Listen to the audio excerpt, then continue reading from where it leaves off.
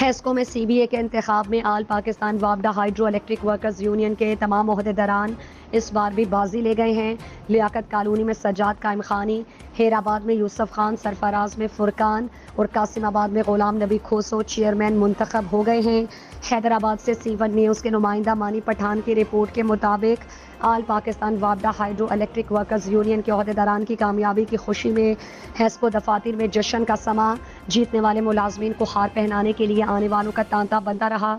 ہیسکو ہیرآباد سب division میں ماما یوسف Khan chairman, مسعود علی سہتو vice chairman, Irfan علی خواجہ general secretary اور Riyaz Ahmad joint secretary منتخب ہو گئے۔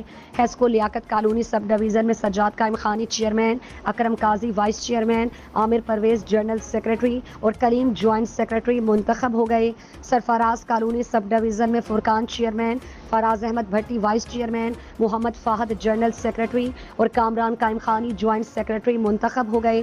اسی طرح قاسمآباد سب ڈویژن میں غلام نبی کھوسو چیئرمین، فہیم لاغاری vice chairman, Javed Ahmed Sahto general secretary اور کاشف صادق کوبٹ جوائنٹ سیکرٹری منتخب ہو گئے ہیں۔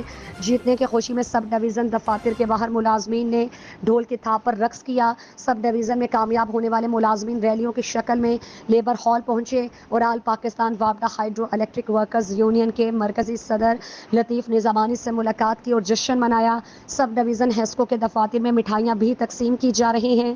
جیتنے والے عہدیداران کا کہنا ہے کہ ادارے ہیسکو کے ملازمین اور آل پاکستان وابڈا ہائیڈرو الیکٹرک ورکرز یونین سے جڑے ہر شخص کی جس قدر خدمت ہو سکی وہ کی جائے گی۔